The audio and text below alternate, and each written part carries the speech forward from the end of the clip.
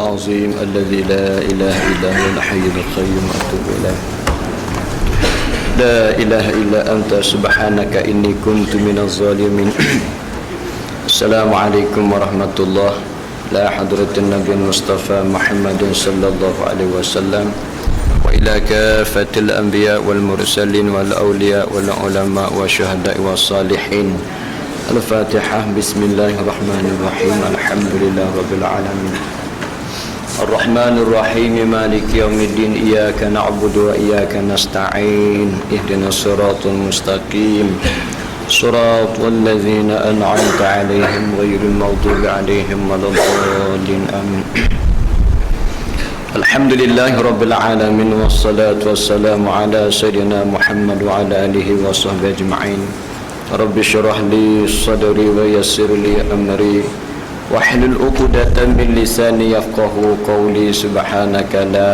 علم لنا إلا ما علمتنا إنك أنت العليم الحكيم ولا حول ولا قوة إلا بالله العلي العظيم اللهم فقهنا في الدين والحمد لله رب العالمين. Muka surat 52 kita jawi barisan yang kedua daripada bawah ke atas. Dan khilaf bagi kaum Barahimah, bersalah pendapat dengan kaum Barahimah. Satu golongan namanya Barahimah. Siapa diakah Barahimah? Dan mereka itu satu taifah, satu puak atau satu organisasi kufar, satu puak kafir. Dia ni orang kafir daripada Hindi, daripada negeri India. Ini golongan kufar, golongan kafir. Dia berjubah ke dengan Islam tapi hatinya kufur kepada Allah. Inilah manusia yang mengacam dalam agama, manusia yang berjubah dengan Islam tetapi hatinya kufur kepada Allah. Dan adalah mereka itu Barahimah. Puak Barahimah ni satu puak yang ada di negeri India. Segala sahabat Baraham, sahabat segala pengikut bagi Barhama.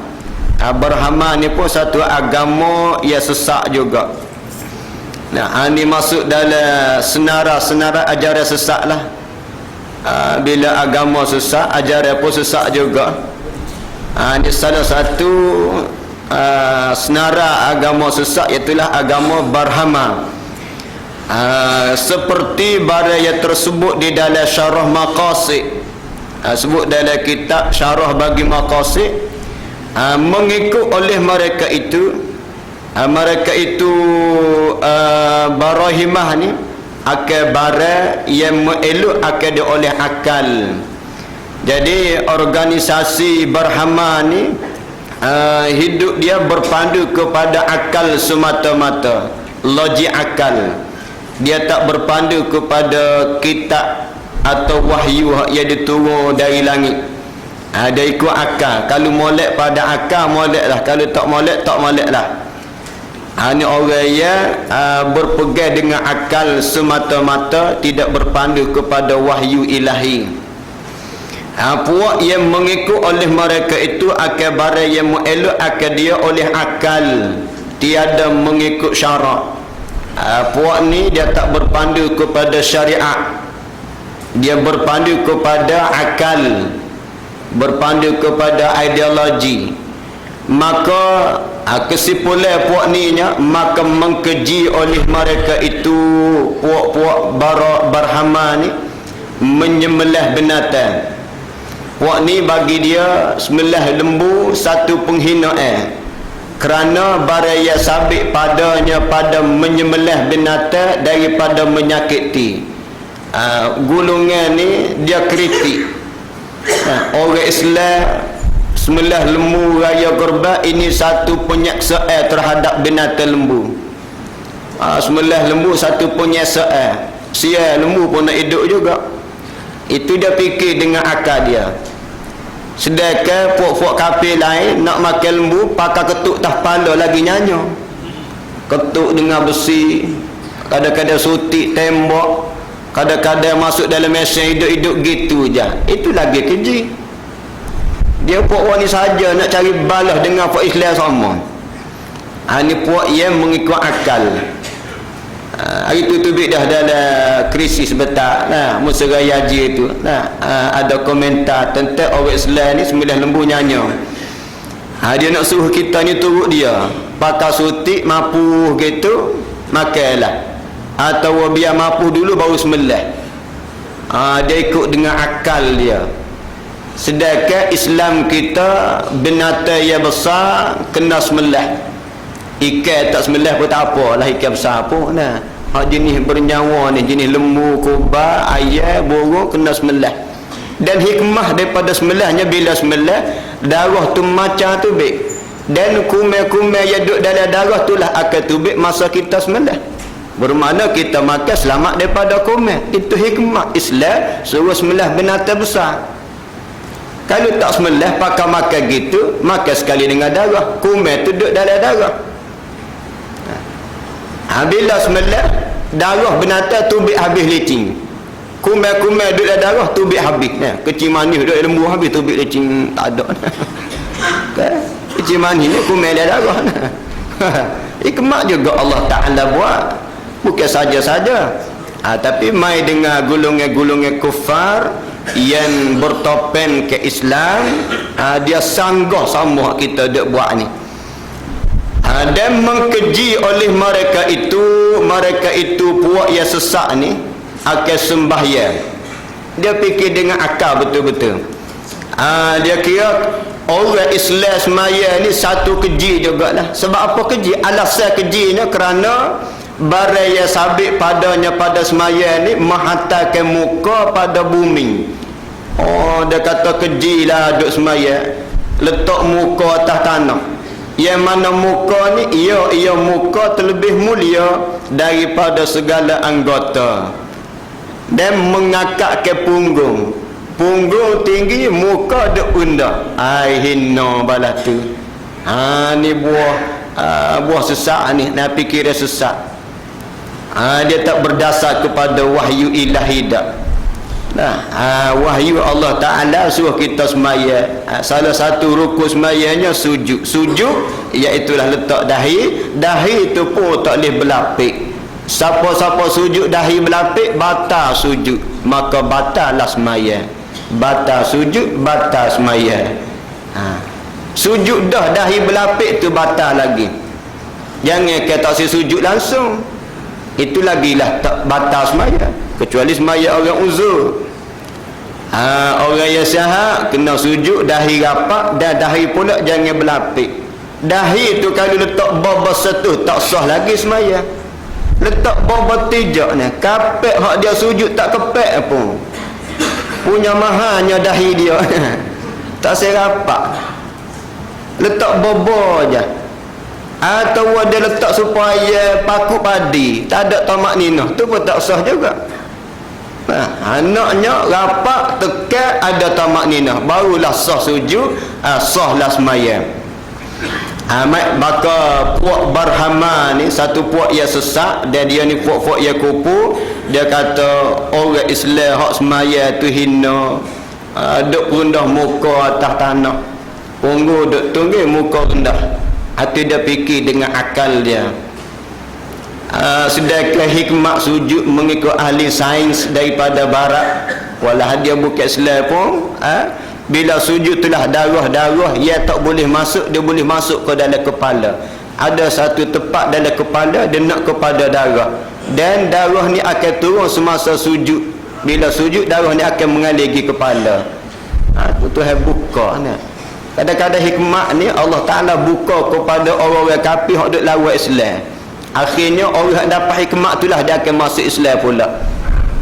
Dulu dia lawan, akhirnya dia kaji. Bila kaji, dia pula masuk Islam. Kuat dia pula daripada kita. Lepas tu sebelah barat sekarang ramai orang kafir masuk Islam kerana dia kaji. Bila Islam dihina, dizalim, dia kaji, dapat hidayah, maka masuk Islam. Habis itu dan mengharuskan berzina. Puak ni juga mengatakan zina ni boleh. Ada ikut akal dia. Zina ni harus, tak dosa, tidak haram. Dan wati mahram. Wati mahram ni wati adik-beradik. Orang panggil sumbangan mahram. Sumbang mahram ni harus. Harus. Tak dosa pun bagi puak-puak ni dah. Dah suka sama suka apa ke dia. Ni sesat tak sesat. Jadi puak-puak ni masih ada lagi. Di India mungkin banyak lah. India ni dia agama pelik-pelik banyak. Qadiani pun mari pada India juga. Hak jenis cocok lembih kat mulut pun India jugalah. Cocok temu cari makan dengan tu, cari makan dengan ular senduk pun India juga. Ada pelik-pelik pokok ni. Jadi baiklah. Sekarang mungkin nama Barhama ni tak ada. Tetapi isinya masih ada. Kulit lain, isi masih isi tulang kulit lain. Tengoklah ni kan perjuangan LGBT tu, lesbian, gay, biaseksual. Ini seakan ni kulit je lain tapi isi sama. Kulit sister Islam, sister. Kadang-kadang dia NGO. Dan puak-puak ni kalau dia tupai politik lagi kuat dia. Ni dia sudah berjuang untuk nak dapat iktiraf daripada PBB supaya aku puak-puak ni satu puak yang boleh diterima oleh masyarakat dunia atas alasan hak asasi manusia. Dah hak asasi manusia, jatah sama jatah beraya apa ke dia, biar iktiraf lah. Tina sama tina, lesbian, dah sama nak lah gila, iktiraf nak pula. Ini satu bala dan cabaran bagi Islam kita. Dah undang-undang nak sekat ni tak ada. Undang-undang Islam ada tapi dah undang Islam tak sekuat mana undang-undang perlembagaan persekutuan atau lagi selalu dah kalah undang-undang Islam. Benar lagi undang-undang hak persekutuan tu. Ini sedang diusaha oleh golongan-golongan tertentu untuk nak menghalalkan laki sama laki, perempuan sama perempuan atas dasar hak kemanusiaan. Dulu berlaku dah, sekarang pun masih ada lagi. Cuma dia jelma dalam kulit baru, pengisiannya sama untuk menghalalkan zina dan menghalalkan sumber mahram. Dan berkatalah mereka itu dalam keadaan undang-undang tak benar ni pun berluas-luasa dah berzina. Tengok sok khabar zina ni. Perempuan kalau Jepun kena rogo ditupak 5 orang lelaki bergilir atas orang. Nauzubillah min zalik. Siapa tengah tu? Tu bila-bila tak sih nah. Bila-bila tak ada apa pintu katuk lagi tu, kalau buka pintu gak apa akan jadi di atas umat Muhammad. Satu bala tu bahaya. Ini kena tegaklah. Raja, mufti, pemerintah jangan berlengah-lengah lah benda-benda gini. Jangan buat pandai sebelah mata. Ini boleh memberi kesan kepada tidak kestabilan politik negara juga ni. Dan Tuhan tak bantu, Tuhan tarik rahmat dia agak hura-hara lah kita. Manusia nak nilai setara mana agak tadbir kalau Tuhan tak bantu dengan rahmatnya. Dan berkatalah mereka itu berhama pula dengan istihalah, yakni mustahil bangkit Rasul. Puak ni dia beriktikad mustahil Allah Ta'ala hantar Rasul-Rasul. Bagi dia agak tak ada Rasul. Muhammad tu bukan Rasul, manusia biasa. Musa ke Isa ke Yahya ke Yaqub itu manusia biasa, bukan Rasul dak. Dia pertikai ke perlantikan Rasul-Rasul Allah Ta'ala. Inilah golongan-golongan sesat. Minta berlindunglah kita dengan Allah Ta'ala. Jangan kita terjebak dengan pahaman-pahaman sedemikian. Pahaman sesat ni, pahaman songsang, ajaran songsang ni. Demikianlah menakal oleh Sanusi daripada mereka itu, yakni Sanusi daripada mereka itu, daripada segala sahabat Barham tu, ambil daripada kitab juga. Dan bermula soreh kalam Sa'ad ni nama ulama bahawasanya Barahimah itu berkatalah mereka itu bahawa bangkit Rasul itu harus jua, tetapi tiada berhajat kepadanya. Jadi dia ni kecek pun dia kata harus jah Allah Ta'ala nak bangkit Rasul, tapi tak berhajat kita kepada Rasul. Ini ajaran sesat. Maka tiada sabit beksah, tiada tetaplah kebangkitan Rasul itu.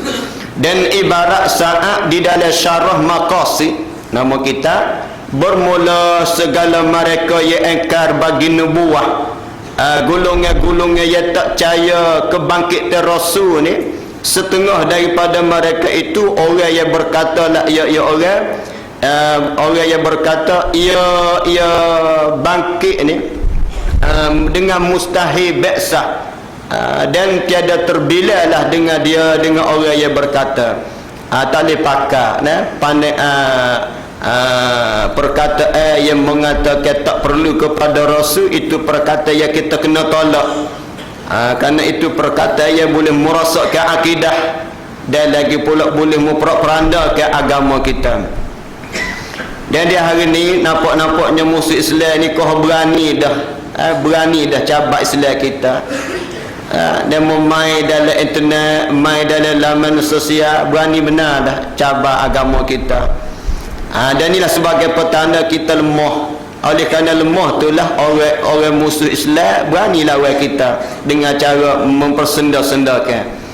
Dan setengah daripada mereka itu orang yang berkata dengan ketiadaan berhajat kepadanya, kepada beksah Rasul, seperti kaum Barhamah. Intah habislah situ. Dan setengah daripada yang harus pada hak Allah Ta'ala. Baik, masuk pula kita kepada akidah. Harus pada hak Allah Ta'ala. Sebut kata harus ni gak terpulai kepada Allah Ta'ala lah. Harus bagi Allah, tidak wajib bagi Allah, harus je. Harus bagi Allah, harus pada hak Allah Ta'ala, iaitu melihat akan Allah Ta'ala di dalam negeri akhirat. Jadi isu lihat Allah Ta'ala dalam akhirat ni maksud dalam perkara yang harus bagi Allah. Allah nak tunjuk dia kepada kita orang mukmin, harus. Allah Ta'ala tak nak tunjuk kepada kita pun harus juga. Tidak wajib bagi Allah memperkenalkan dia kepada kita di akhirat kelak. Harus je. Kalau Allah nak perkenal dia kepada kita dalam syurga, maka kita boleh kenal lah. Kalau dia tak perkenal dia kepada kita, maka tak akan kenal lah kita dia. Itu harus saja pada Allah Ta'ala. Cuma dalam Quran tu sebut wujuhun yawma idzin nadhirah ila rabbiha nazirah. Muka-muka hari itu bercuaca kepada Tuhannya memandang. Itu mudah-mudahan kita orang mukmin boleh lihat Allah Ta'ala dalam syurga. Dan iaitu melihat Allah Ta'ala ni jatuh, yakni berlaku bagi orang yang mukmin je. Orang yang boleh tengok Allah Ta'ala di akhirat kelak ni orang mukmin je. Tiada jatuh bagi kufar. Orang kafir sama sekali tak akan lihat Allah Ta'ala dengan ittifaq, yakni dengan muafakat segala ulama-ulama. Ittifaq ni besar daripada jumhur lagi. Ittifaq segala ulama, orang kafir tak boleh lihat Allah Ta'ala. Dan tiada jatuh, yakni tiada berlaku juga melihat Allah Ta'ala bagi segala munafik atas kau yang sahih. Itu khilaf jugalah. Kau sahih mengatakan orang munafik tak boleh lihat juga Allah Ta'ala, supaya orang kafir jugalah. Dan adapun di dalam dunia, adapun melihat Allah Ta'ala di dalam dunia ni sekarang lah, maka tiada jatuhlah ia melihat Allah. Sama sekali di dunia tak boleh lihat Allah Ta'ala. Bahkan jatuhlah ia melihat Allah bagi Nabi kita Muhammad sallallahu alaihi wasallam pada malam Isra atas kau ya rajih, atas kau ya kuat. Kau ya rajih mengatakan Nabi Muhammad melihat Allah Ta'ala di dunia pada peristiwa malam Isra dan Mi'raj. Itu pun khilaf juga ulama. Selain daripada Nabi, siapa pun tak boleh tengok. 124,000 tak boleh tengok belakang. Nabi kita seorang aja. 313 rasul tak boleh tengok Tuhan di dunia. Nabi kita seorang aja boleh tengok. 25 orang rasul semua tak boleh tengok Tuhan belakang di dunia. Nabi kita seorang aja boleh tengok Tuhan di dunia. 5 orang rasul ulul azmi tak boleh tengok Tuhan belakang. Nabi kita seorang aja. Musa minta dengan Allah nak tengok. Rabbi arini Rabbi ya Tuhanku, lihatlah kepada aku. Nah, Allah tak beri juga. Nah. Hanya Tuhan kata tengok kepada bukit sudahlah. Aku nak tengok, nak tunjuk kuasa aku nah. Tengok bukit tu hancur, maka Nabi Musa bangsa. Hanya Allah Ta'ala beri kepada Musa ni boleh kecek dengan Allah, boleh kecek tanpa nampak Tuhan, kecek saja tapi Tuhan tak boleh tengok. Allah Ta'ala beri kepada Nabi Musa. Hebat Nabi Musa. Dan kita umat Muhammad boleh kecek 5 kali dengan Tuhan. Kita umat Muhammad boleh kecek dengan Allah 5 kali. Sehari semalam 5 kali kita boleh kecek dengan Allah. Tapi kita tak perasan kata kita ni lebih ke Musa juga boleh kecek dengan Tuhan. Dalam semaya tu kita dak kecek dengan Allah dalam ayat Fatihah tu. Start daripada Bismillahirrahmanirrahim sampai waladhdallin. Dekat masa tu masa kita dak tengah kecek dengan Allah Taala. Mula daripada kita kata Bismillahirrahmanirrahim, Allah Ta'ala jawab selalu dah. Alhamdulillah Rabbil Alamin, Allah Ta'ala jawab juga. Kita puji kepada Allah, Allah Ta'ala jawabnya, hamba aku telah puji aku. Kita kecek lagi dengan Tuhan Ar-Rahmanir-Rahim, Allah Ta'ala puji pula kita. Kita kecek pula ayat yang ketiga Maliki Yaumiddin, Allah Ta'ala jawab pula kita kecek tadi. Perasan ke tak perasan kita supaya Nabi Musa dah masa kita duduk semaya tu. Tapi oleh kerana hati kita alpa dan lupa, maka tak perasan kita sedang kecek dengan Allah Ta'ala. Nah, sebab itulah semaya yang tak ada roh ni gak ada. Tak capailah sasaran kita. Tu usaha biar ada roh semaya kita barulah dapat kemanisan. Dalam masa Fatihah tu itulah masa kita duk kalam dengan Allah, duk bercakap-cakap dengan Allah Ta'ala. Nak tengok memang tak nampak. Baik, Nabi kita dah nampak di dunia. Dan kata setengah ulama, akil yakni setengah ulama melihatlah ia Nabi akal Allah dengan mata hatinya. Ulama bahas nak pula Nabi itu tengok dengan mata kepala ke dengan mata hati. Kita ni ada 2 mata, satu mata kepala, satu mata hati. Mata kepala untuk suluh dunia, mata hati untuk suluh akhirat. Ulama bahas nak pula Muhammad tu tengok dengan mata kepala ke dengan mata hati.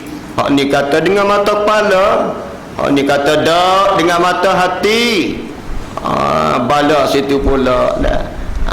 Tidak bala cuma panggil kaji selidik pula nah. Siapa tengok tu hijab ulama. Cuma dari segi rajih gak Allah Nabi tengok dengan mata kepala. Tengok Allah Ta'ala beri kepada Nabi kita aja. Maka hanyalah begitulah. Dan barang siapa mendakwalah ia barang siapa melihat akal Allah dia dengar baik. Siapa-siapa kecek dia kata dia tengok Allah Ta'ala di dalam dunia, padahal di dalam jaga, yakni di dalam jaga maknanya bukan daripada tidur, bukan dalam tidur dah. Di dalam jaga maknanya bukan dalam tidur, bukan dalam mimpi dah. Dalam keadaan segar-segar waras. Lain daripada Nabi kita lah. Maka iaitu sesak lagi menyesakkan Sesat lagi menyesat. Siapa-siapa mengaku kata dia tengok Tuhan, lain daripada mimpi lah, ini sesat. Dia tu sesat lagi boleh menyesatkan orang. Tak kali dia mengaku Tuhan arung itu berapa kali sesat tak tahulah nah. Tuhan arung lah. Baik. Itu salah satu ajaran sesat juga tu. Dakwah tengok Tuhan ni pun sesat dah. Nah, apatah lagi mengaku Tuhan. Firaun dia mengaku Tuhan, itu sesat lagi kufur. Ana rabbukumul a'la, akulah Tuhan maha tinggi. Iblis pun terkejut bila Firaun mengaku kata dia Tuhan. Iblis kata jahat-jahat aku pun tak mengaku aku Tuhan, tapi muni mengaku Tuhan. Nah, akhirnya Allah Ta'ala tergelar dalam laut. Ni akidah. Itu jagalah. Betul akidah ni kena jaga ya. Kita nak mengaji tasawuf ni kena tengok-tengok guru juga.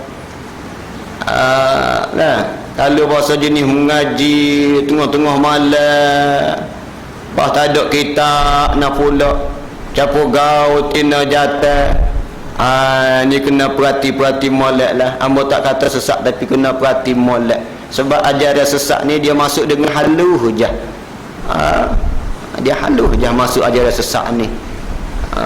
Dia berselimut dengan jubah, berselimut dengan kepiah tajam, berselimut dengan janggut panjang, berselimut dengan sebeh besar, sebeh kokar pula dah nah. Tapi bawa ajaran halus menyesatkan manusia. Kadang dia sendiri pun tak khabar kata dia disesat dah. Dia tak berasa dia sesat. Nah, anak murid ni berasa manis, semua sedap nah. Tu jaga. Syaitan pandam nak menyesat manusia ni.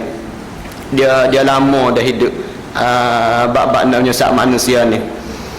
Lagi menyesatkan manusia, betapa jatuh dan padahal sesungguhnya ditegah daripada melihat akan Nabi Musa kalimullah. Tengok setara Nabi Musa pun Allah Ta'ala tak bui, tak kelah syekh-syekh tarikat kita boleh tengok Tuhan.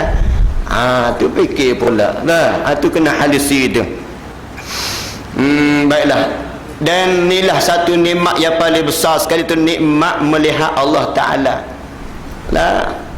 Dalam banyak-banyak nikmat di akhirat, iaitulah nikmat kemuncak lihat Allah Ta'ala lah. Nah, satu kerugian besar lah hidup kita sekarang, tibanya kelak akhirat akan datang tak boleh lihat Allah Ta'ala. Allah Ta'ala beri modal umur yang panjang, modal kesihatan yang panjang, tibanya tak boleh beli syurga Allah Ta'ala. Dalam syurga tu macam-macam nikmat yang ada. Ini satu penyesalan yang amatlah di akhirat kelak, sekiranya hidup sekarang tidak membawa kita kepada syurga di akhirat nanti. Dan inilah kejayaan sebenar, ialah kejayaan yang boleh masuk syurga di akhirat.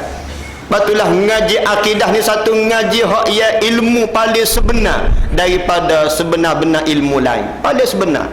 Sebab ilmu ni bawa kita kenal Allah dan bertauhid kepada Allah dan beribadat kepada Allah, dan akhirat kelak Allah Ta'ala kurnia syurga kepada kita. Dalam syurga itulah kita boleh tengok Allah Ta'ala pula.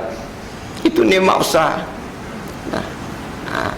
Sini bukan satu kejayaan lagi, hanya sebagai permulaan kejayaan baru. Supaya anak kita masuk universiti lah, anak kita boleh masuk U, itu bukan satu kejayaan lagi.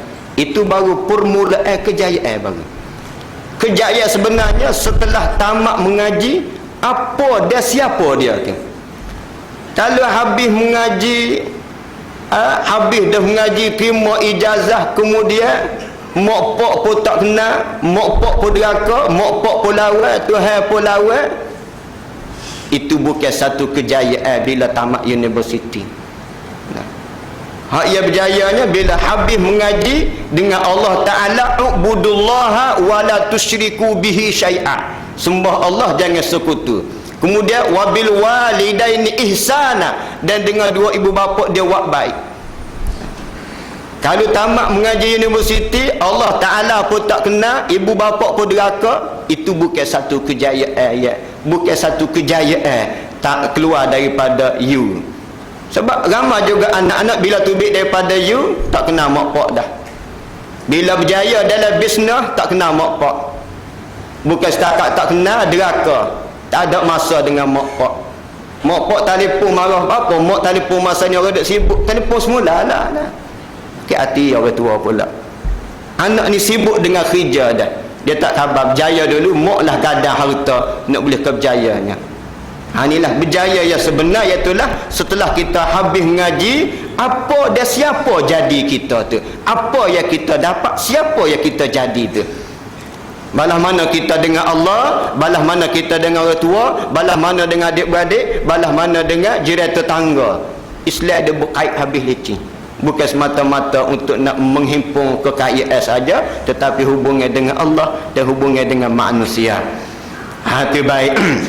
Begitulah nasbah di akhirat, kejayaan di akhirat, iaitulah kita dapat masuk syurga dan melihat Allah. Dan itulah nikmat yang paling kemuncak, kita dapat melihat Allah Ta'ala. Kita semaya khusyuk ni pun satu nikmat dah. Bayarkanlah dalam syurga kita boleh lihat Allah Ta'ala. Waliman khafa maqama rabbih jannatan. Orang yang takut Tuhan ni dua syurga. Syurga dunia dia dapat khusyuk dalam ibadat, syurga di akhirat iaitu dapat lihat Allah Ta'ala pula.